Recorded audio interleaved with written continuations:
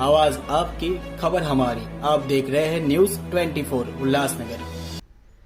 थाने की गुन्हे शाखा ने उल्लासनगर नंबर 3 स्थित सफायर इन नामक एक होटल पर छापा मारकर वेश्यावृत्ति का भांडाफोड़ किया। कार्रवाई में एक 31 वर्षीय महिला को हिरासत में ले लिया गया है, जबकि होटल प्रबंधन पर भी गैरकानूनी गतिविधियों में शामिल होने का शक है। राष्ट्रवादी कांग्रेस नेता अजीत माखीजानी ने आरोप लगाया है कि यह होटल भाजपा के पूर्व नगर सेवक महेश सुखरमानी के बेटे की है और इस मामले से भाजपा की छवि खराब हो रही है। पुलिस ने बताया कि ग्राहकों से प्रति ग्राहक 2500 रुपये वसूले जा रहे थे। दलालों और प्रबंधन के खिलाफ मामला दर्ज कर जांच जारी है। देखिए, पहले इलेक्शन का टाइम था, आप लोग भी इलेक्शन में बिजी थे, हम लोग भी इलेक्शन में बिजी थे, लेकिन ऐसी मोटी मोटी कुछ बातें सोशल मीडिया में भी देखने को मिली थी कि सेंट्रल पार्क होटल, जिसका नाम अभी बदल के सफायर इन रखा गया है, वहाँ पे खंडनी पथक विभाग की रेड गिरी थी थाने से। 6 नवंबर को दिवाली के लगभग 3 दिन के बाद वो रेड गिरी थी और वहाँ पे कुछ विदेशी लड़कियाँ, बांग्लादेशी लड़कियाँ और कुछ ऐसे कस्टमर वेटर, ऐसे टोटल 14 से 15 लोगों को उन्होंने गिरफ्तार किया था। तो लेकिन ये इलेक्शन का टाइम था, मीडिया में भी कुछ खबर नहीं आई थी, हम लोग भी बिजी थे। लेकिन जैसे ही इलेक्शन ख़त्म हुआ, मेरे हाथ में एफआईआर का कॉपी लगा, जो मैंने कल सोशल मीडिया के माध्यम से सब ग्रुप्स में कवर भी किया।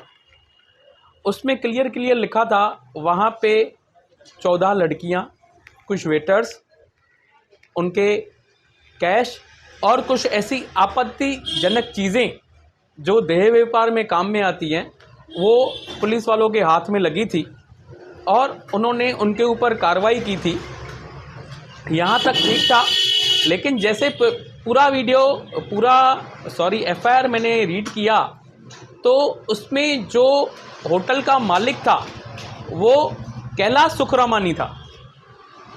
मैं ये देख के ज़्यादा हैरान हुआ कि कैलाश सुखरामानी जो महेश सुखरामानी का बेटा है, महेश सुखरामानी जो बीजेपी के पूर्व नगर सेवक तो हैं ही हैं, लेकिन उनके ऊपर जो सबसे बड़ी जिम्मेदारी महाराष्ट्र सरकार ने रखी है, सिंधी साहित्य अकेडमी के कार्याध्यक्ष हैं, उनका बेटा वो चीज़ों में इन्वॉल्व है।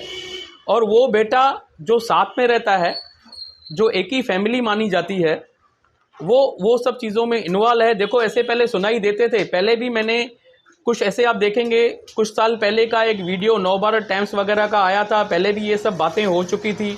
मैं सुखरामानी की डायरेक्ट इन्वॉल्वमेंट देह व्यापार में ऐसी कही जाती थी, लेकिन उन्होंने कुछ दिन पहले अपना सोशल मीडिया में वीडियो डाला था कि मेरा कोई भी वास्ता नहीं है, अगर कोई ऐसी बातें करेगा तो मैं उसके खिलाफ डिफेमेशन का केस करता हूं, जिसमें शायद उनकी मास्टरी की हुई है।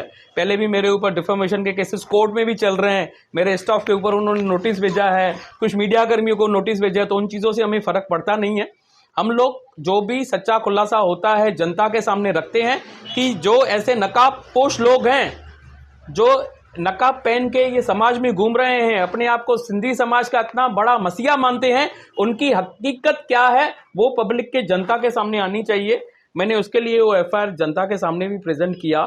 उसमें कैलाश सुखरामानी का सीधा नाम है और यहाँ तक कहा गया है 1 अक्टूबर 2021 को उन्होंने अनरजिस्टर्ड एग्रीमेंट 100 रुपये के स्टैम्प पेपर पे कंडक्टिंग एग्रीमेंट किसी शेट्टी को करके दी है और उन्होंने वो होटल लीज पे दी है, जहाँ पे ये देह व्यापार सालों से चलता आ रहा है।